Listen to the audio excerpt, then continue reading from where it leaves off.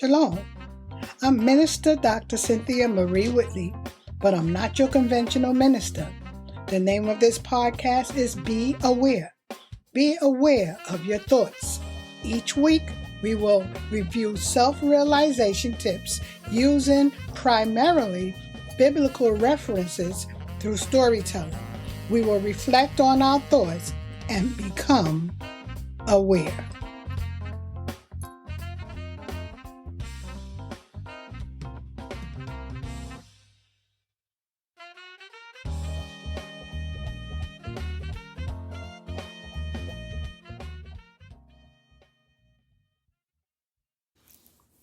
How long will it take for us to stop worrying about what others think of us? Why do so many people have such overwhelming concern about what other people may be thinking about them? Why does it matter? And to what extent should it matter what others think about the direction of your life?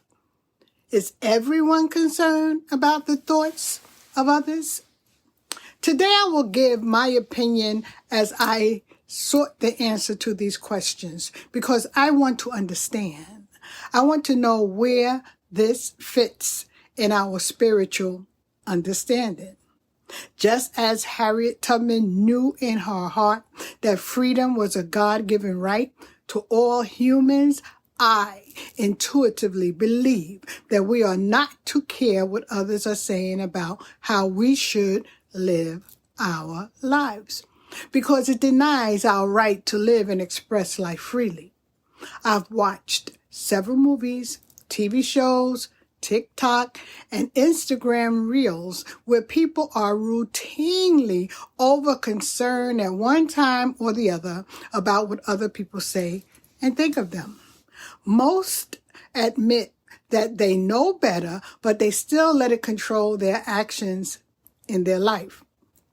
I'm seeking clarity concerning this issue so that I can find my sense of self or align myself with my full self-expression. It is an issue because it stops me from pursuing my dreams beyond my imagination.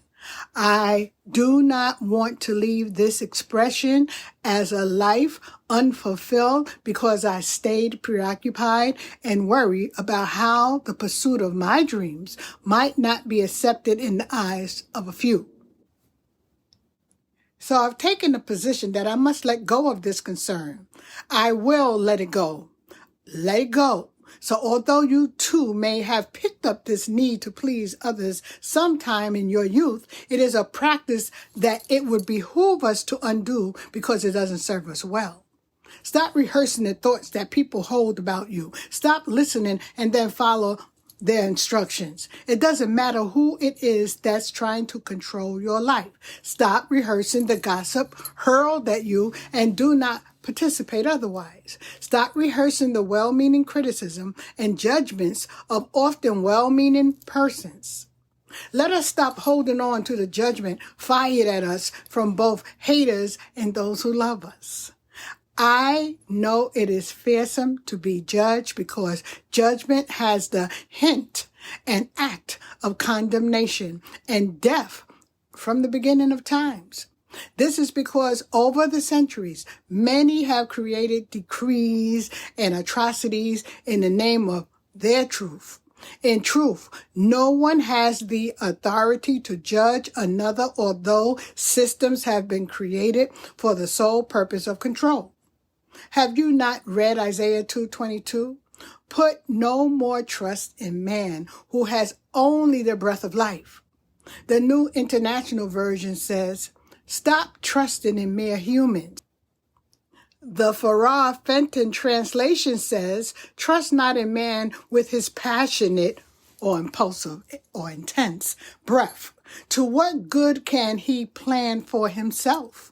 In other words, how can we honor the word of someone who hasn't taken the time to get aligned with his or her higher self?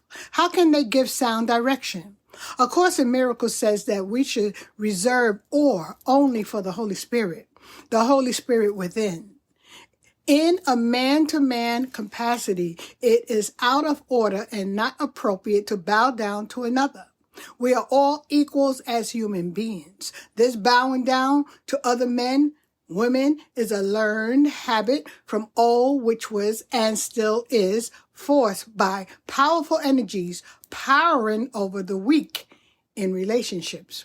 Fully recognize that some would bow out of respect, but even with this, we must be careful of our reverence. First, with our parents, teachers, and neighbors, and then with the larger societal members at large. It all began with the desire to control and, in some cases, just mere protection, like a parent expecting certain good and obedient behavior from a child. No person is meant to be controlled by another, whether through words or through physical force. Each person was created free, and bowing down is a sin to the self. It may come off as rebellious, especially by a child, but in most cases, they are only trying to follow their will and desire of their heart. Just remember, it's impossible to please everyone, and it is not our job to do so. The ability to please oneself is possible because each individual in their heart knows what direction their hearts want to go. If they seek to follow their heart's desire from a young age, they will face discipline that they term unfair. When they rebel, it is because they don't want to conform to the wishes of authority, even if it is their parents and leaders among society. Often we make our children and conform them to our wishes, disabling them to accept themselves and develop a spiritual balance according to Cian de Rohan in The Right Use of Will. According to Abraham Hicks, each person's joy comes from their alignment with their higher self. But how many people have taken the time to align with their higher selves? Most individuals are not in tune with who they really are or their higher selves. So they don't know what they want and what would genuinely please them. I argue that even though there are those who use force to get what it seems like they want, they aren't aligned with their higher source either. Begin to know that their opinions are not the deciding force. The highest source of opinion is the God in you, according to Abraham Hicks. Remember the saying, sticks and stones may hurt my bones, but words will never hurt me? Well, that is conditional. The only way this could be true is if the individual that is on the receiving end of the mean and hurtful words is in tune with the highest self within him or herself, enabling them to let it go. So rise up, or be aware of your thoughts of inferiority. Be aware when you are holding someone else's opinion higher than your own. Be aware when you are holding another individual in awe, and stop. If you can't escape their opinion quickly, repel it as soon as you realize that its subtle head has raised its hoary head. Escape by either not listening, reading spiritual self-help, or holy writing, rather than staying in the company of naysayers. You know when you have fallen into negative vibrations or ill talk because it causes your feelings to change.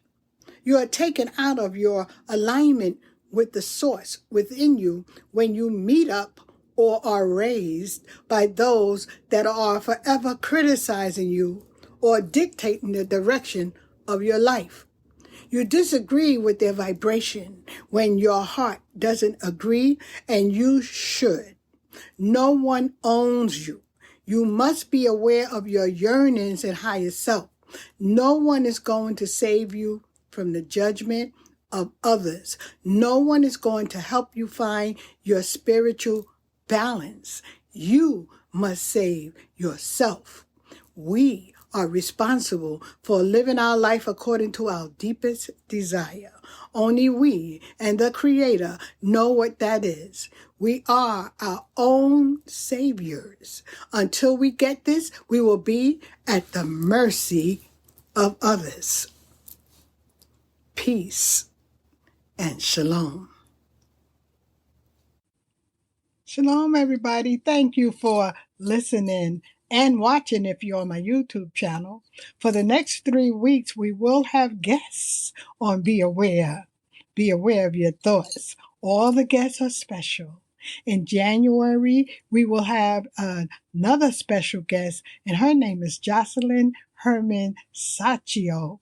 She's a master life coach in the art of being unmessable with. I can't wait. Peace and shalom. Shalom. If you're like me, you're never tired of learning and listening. I know I'm not. And I've written books on the topic of self-realization. Just go to Gershona Cynthia Whitley on Amazon.com. You'll find journals there also. Have fun learning.